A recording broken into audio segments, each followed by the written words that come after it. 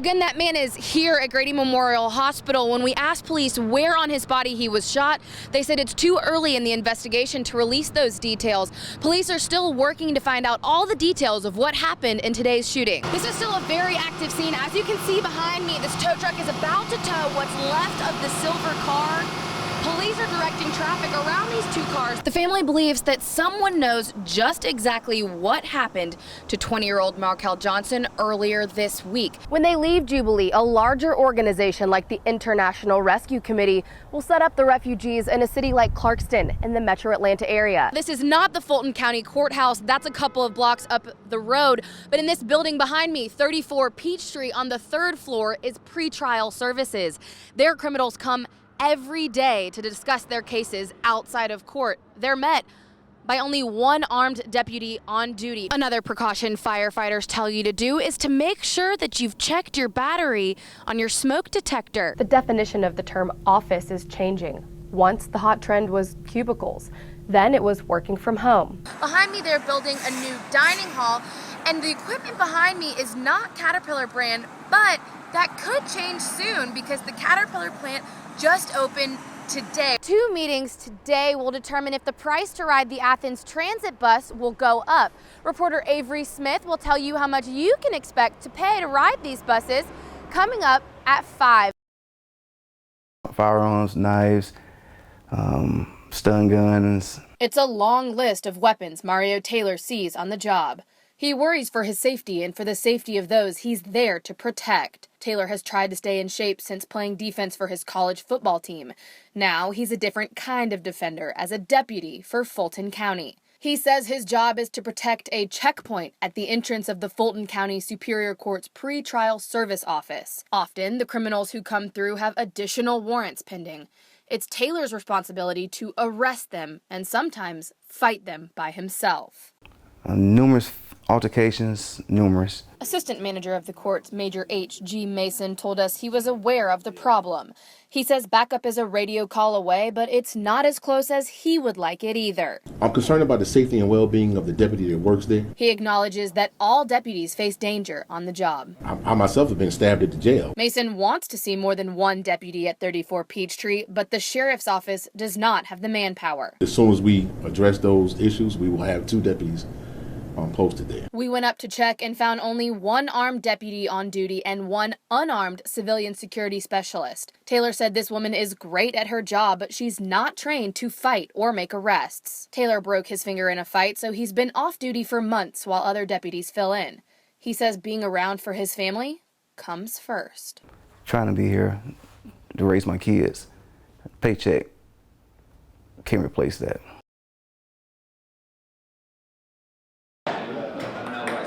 This might look like an arcade, but it's part of an office. They have drinks, snacks, games, 2 72-inch TVs for video games, and even 2 kegs of beer.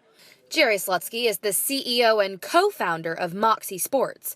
He says all those things are not a distraction. I think it aids to production, right? So if you can escape, go play some ping pong or whatever it is, do it. The definition of office is changing. Once, the hot trend, cubicles. Then, working from home. Today's buzzword in the workplace, collaboration. I think there needs to be context and non-customers. Atlanta Tech Village is designed for tech startups. Paying a monthly rent gets business owners an office and many outlets like this one to build relationships with other startups. Rome is another kind of office complex. There are 2, soon to be 4 locations, and when you're a member at one, you're a member at all. They come here to do heads down work and to work together. What about this? What about this? Cliff Oxford, CEO of the Oxford Center for Entrepreneurs, says this model breeds success. What really did it was the energy of this building. You know, people, you can feel the success here. You can feel that, hey, they've had some momentum and they want to go to the next level. Sean Reed's company has a membership at Rome, but most days he comes to this open room called the Quad. After a little while, it just got isolating, just being by myself at home. You know, I have to go somewhere to kind of get my creative juices, charged. And that's what this place is great for. Greg Osborne is a regional sales manager for Philtech and travels most days.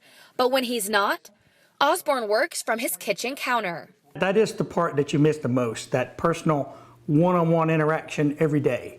Those who researched this say the future of the office does not include walls or privacy. It's everyone working together in one big room.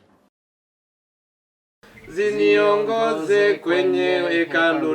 Nzulu is teaching his new friend a song in his native language. He was born in the Democratic Republic of Congo, but when conflict struck, his family fled to Rwanda. There, they spent over 15 years in a refugee camp waiting on a permanent living situation before finally reaching the United States. Now they call rural Georgia home.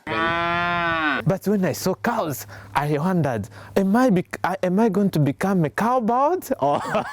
Israel laughs now, but he comes from a place where laughter is not the norm. There are over 10.5 million refugees worldwide. The United States will take in 70,000 just this year. But in the midst of this tragedy is a sign of hope. Jubilee partners in the little country town of Comer, Georgia. Staff members like Brad Smith work to provide a place where refugees can take a deep breath. Here they've got 2 months just to kind of not needing to worry about where the next meal is coming from or whether soldiers or airplanes are going to bomb. Jubilee welcomes refugees from all over the world. The staff walks them through this difficult transition. The most basic things like how to prepare a meal are not basic when you're in a completely new place. The fact that you turn a tap and water, clean, safe drinking water flows out. This is a whole new world to them. Moving from a continent to another, it's not easy when you don't know anybody, you don't have a friend. The main focus at Jubilee is English language class.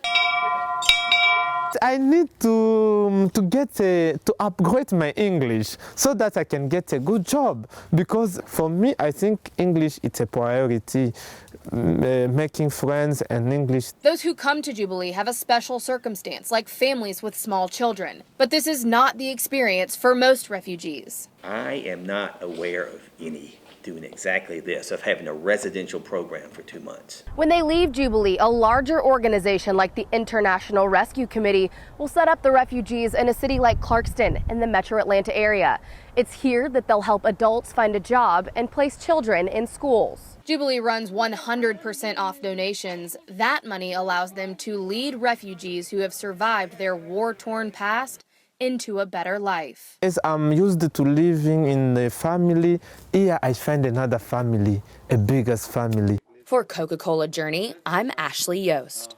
Utumaini Mungu, utumaini.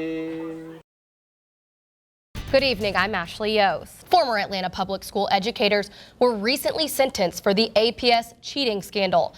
The prosecution team sat down with Channel 2's Ayanna Taylor for an exclusive interview. New developments this evening, we now know the name of a man killed in a hit-and-run crash while riding a scooter.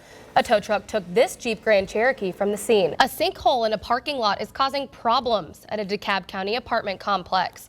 The hole is only a few feet wide at the Springdale Glen Apartments. New developments, the president of Delta Airlines bought a big surprise to his employees today, and he invited Channel 2 along. Channel 2 Sagen Pack is at Hartsfield Jackson with the big bonus employees are getting this year.